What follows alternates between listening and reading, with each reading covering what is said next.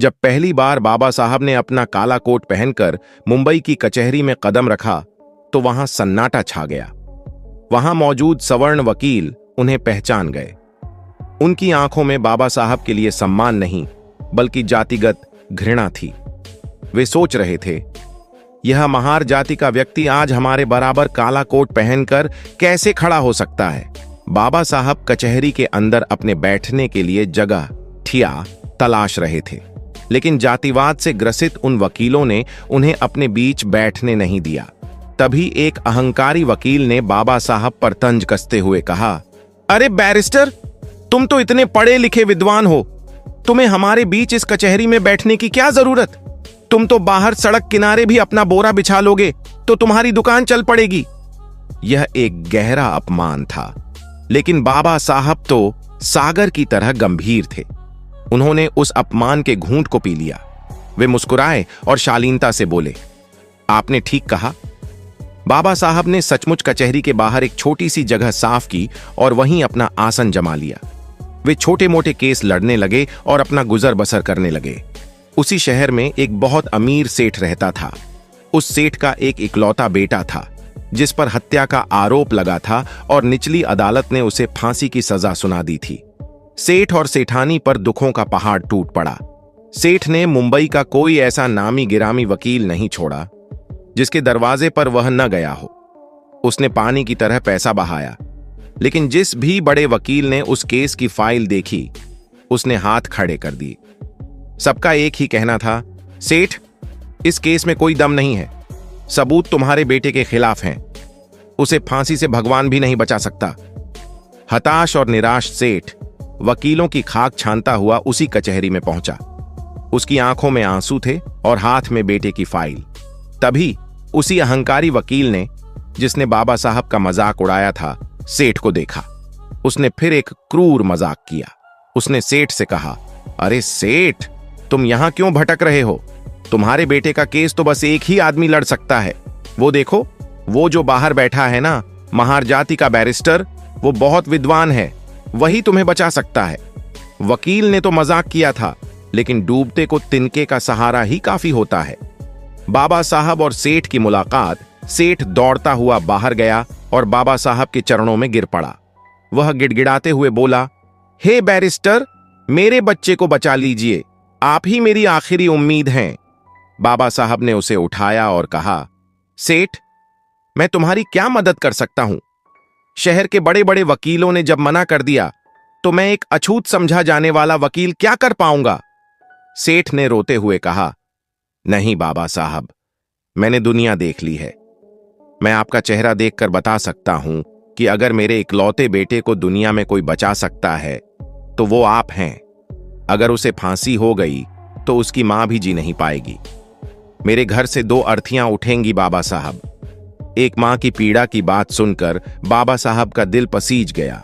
उन्हें अपनी मां भीमा भाई की सीख याद आई कि किसी निर्दोष की जान बचाने के लिए अगर संघर्ष भी करना पड़े तो पीछे मत हटना। बाबा साहब ने फाइल अपने हाथ में ली। उन्होंने सेठ से पूछा, क्या यह फाइल किसी और वकील ने देखी है? सेठ ने कहा, हां बैरिस्टर, शहर के हर बड़े वकील ने इसे नकार दिया है। बाबा साहब ने फाइल का गहन अध्ययन किया और उनकी आंखों में एक चमक आ गई। उन्होंने गंभीर स्वर में कहा, जाओ सेठ, मैं तुम्हारे बेटे का केस लड़ूंगा। अदालत का सन्नाटा और अद्भुत तर्क। फांसी की तारीख में कुछ ही दिन बचे थे। अदालत लगी। जज की कुर्सी पर अंग्रेज जज बैठा था। एक तरफ सरकारी वकील थे और दूसरी तरफ बचाव पक्ष के वकील डॉक्टर भीमराव आंबेडकर। अदालत खचाखच भरी थी। वे सभी बड़े वकील भी मौजूद थे जो यह देखने आए थे कि यह बाहर बैठने वाला वकील अब क्या तमाशा करेगा।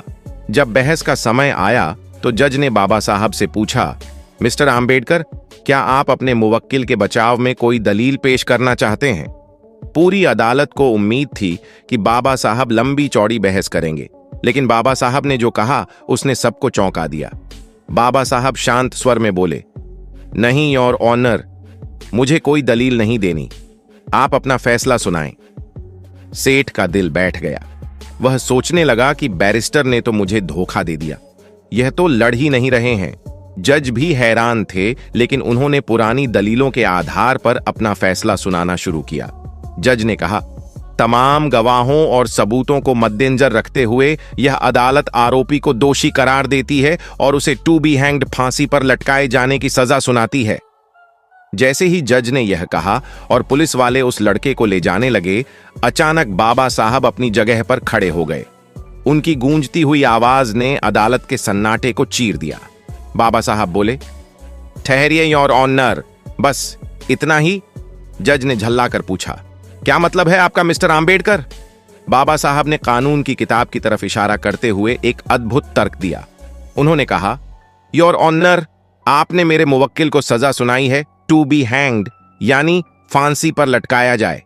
मुझे यह सजा मंजूर है, आप इसे अभी फांसी पर लटका दीजिए। लेकिन कानून यह भी कहता है कि सजा उतनी ही दी जाए जितनी जज ने लिखी हो। आपने अपने फैसले में यह कहीं नहीं लिखा कि फांसी पर तब तक लटकाया जाए जब तक कि उसकी मौत न हो जाए। आपने सिर्फ लटकाने की सजा दी है, मौत की सजा नहीं। बाबा साहब का यह तर्क सुनते ही पूरी अदालत में सन्नाटा छा गया। जज अवाक रह गए। वे कानून के इतने बड़े जानकर थे, लेकिन एक भारतीय बैरिस्टर ने अंग्रेजी कानून की ही बारीकी से उन्हें मात दे दी थी। यह तर्क अकाट्य था। अगर सिर्फ लटकाया जाता तो कुछ देर बाद उसे उतारना पड़ता और उसकी जान बच जाती। अंत में वह अंग्रेज जज भी बाबा साहब की इस अद्भुत मेधा का लोहा मान गया।